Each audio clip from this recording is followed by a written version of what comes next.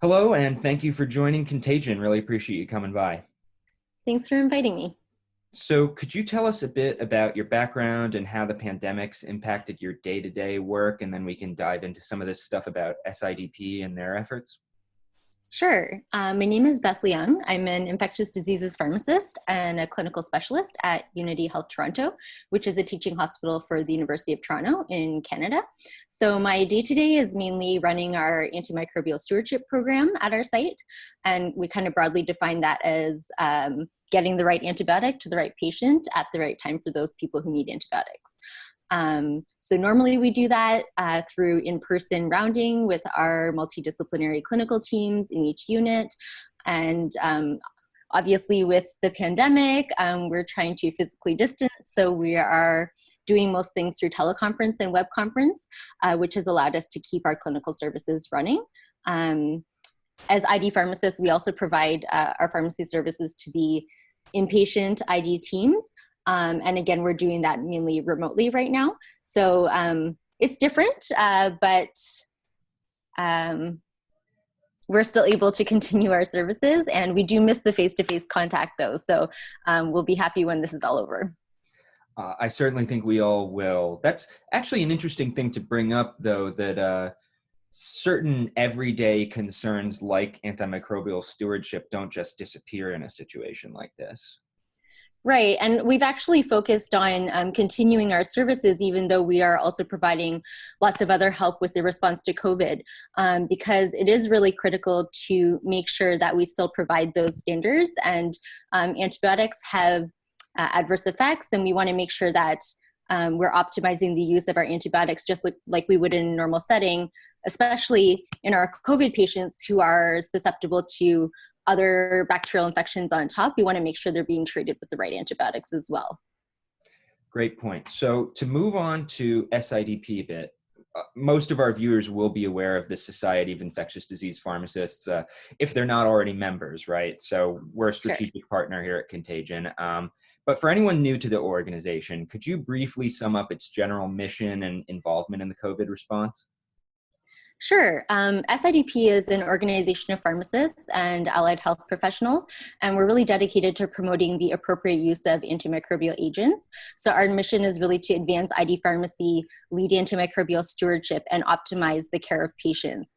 And so our members are really highly involved and engaged in patient care, research, teaching, pharmaceutical industry, and also government.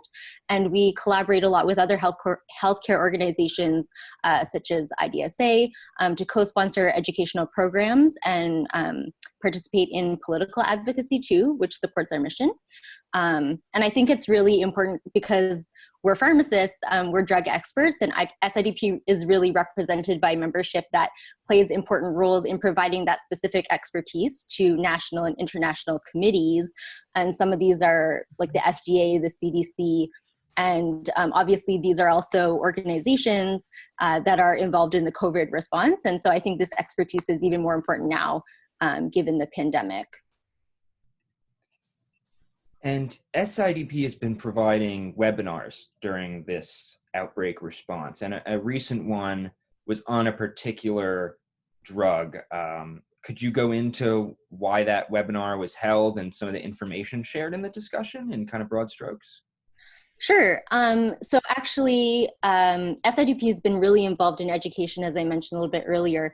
We have a lot of great resources on our website, not just related to the COVID response, but lots of other educational information regarding pharmacologic therapies used in infectious diseases.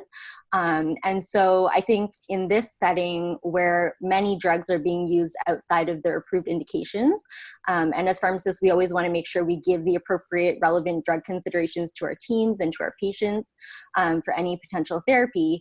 SiDP has been really good about creating these webinars to help our members and the clinicians we work with, and as well as patients, get the up-to-date, accurate, unbiased, relevant information that they can use in their practice. And so actually our education committee came up with the topics or the different therapeutics that they thought would be of interest to our members and to the public. And I was happy to contribute to the anakinra one. Anakinra is not a direct acting antiviral agent, but it affects the immune system. And it is marketed and approved for immune disorders where it's shown that suppression of the immune system is beneficial. And so we don't know if it really works for patients with COVID yet, but we do know that some COVID patients have a really big immune response. So that's where they think that it might be beneficial, but I think that we're still waiting to see the data from the studies to let us know if it is really going to be effective or not. Well, and that's, I mean, so much of the information we've gotten has been that preclinical trial or preprint, things of that nature. And so it's definitely a lot to sift through. Yes, and there's so many different agents that are being tested. And so I think the webinars are a really great example of SiDP's mission to provide clinicians and our members with really the appropriate and relevant drug information, and timely as well. And so a lot of our education materials, even before COVID, like we are an approved provider of BCIDP recertification credit and regular continuing education credits for pharmacists. So I think a lot of people do rely on us to provide that information, and we're happy to continue to do that.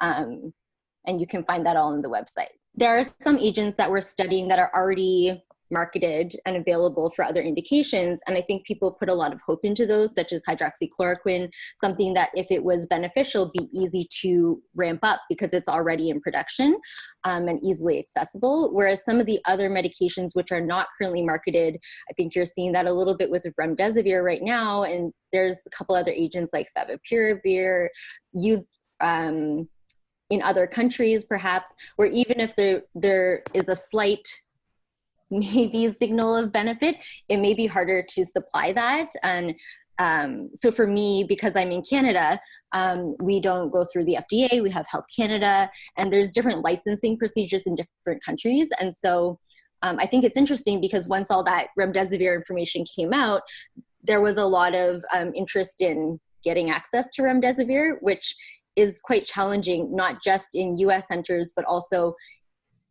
internationally. And once all that information came out, there was some concern that they wouldn't even be able to provide the drug for their trials because of the increased demand. So I think it's interesting when we look at some of the other agents that are out there which are not marketed in the US, and even if they show benefit in our small numbers sample size papers, we could argue about the quality of those studies, but I think it'll be interesting to see how that would be scaled up if it is shown to be beneficial. And the other one is convalescent plasma, which I know that Ryan talked a little bit with Contagion about earlier, because the access to convalescent plasma is also very different around the world. And so how studies are running in the US and access to it is quite different than our access to it in Canada based on how our blood bank runs. So yeah, I think those kind of international issues are also interesting to think about. Yeah, right, because obviously this is affecting all of us.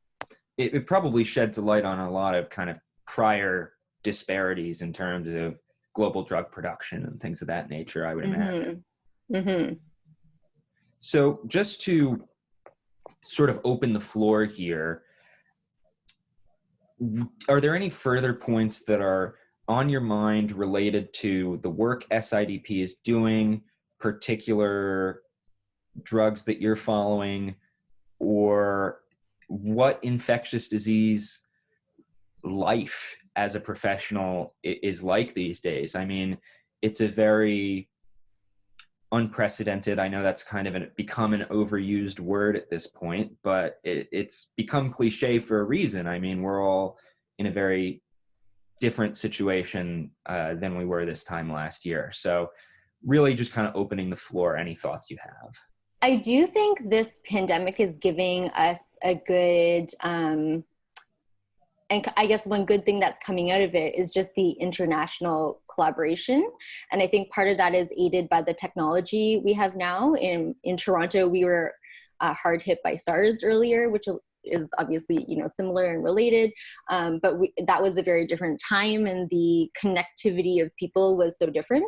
And so, there's just such a massive amount of information that we just talked about. Like, we could argue about the quality of that information, but there is so much information sharing going on that I think that's a good thing that's coming. Is a lot of collaborations between different countries and different institutions. For example, the REMAP CAP study, which I mentioned in the Anna Kinner presentation, it's the only one going on in North America, but it's a multi-center trial involving over 50 different ICUs, I think, in various countries. And so I think that's one good thing, is seeing the types of collaboration in research that are happening. Absolutely. I mean, it's a really interesting moment in terms too of, even though social media kind of had its rudimentary existence around the time of SARS, I mean, it's not the sort of thing you would really find clinicians posting about on MySpace, right? So we've got the world's first social media pandemic, and that's been both for good and bad in terms of, it can feed into sort of culture warring and stuff like that, but I've also seen so much collaboration go on. Yeah, I think it's, there's definitely good and bad things about it. There's a lot of misinformation out there too, which is why I think that on a society like SiDP, which, people rely on to provide, accurate, unbiased information, is even more important now that people know where to go for that type of information, because there's just so much information out there, and some of it's good and some of it's not. Well, glad to be working with you in the fight to put out things that are true. So, and you and SiDP. So thank you. We appreciate SiDP as a strategic partner. It's been a really good relationship for Contagion. So thank you for that. And thank you individually for joining me today and sharing some of your insights. Appreciate it. No problem. Thanks again for inviting me.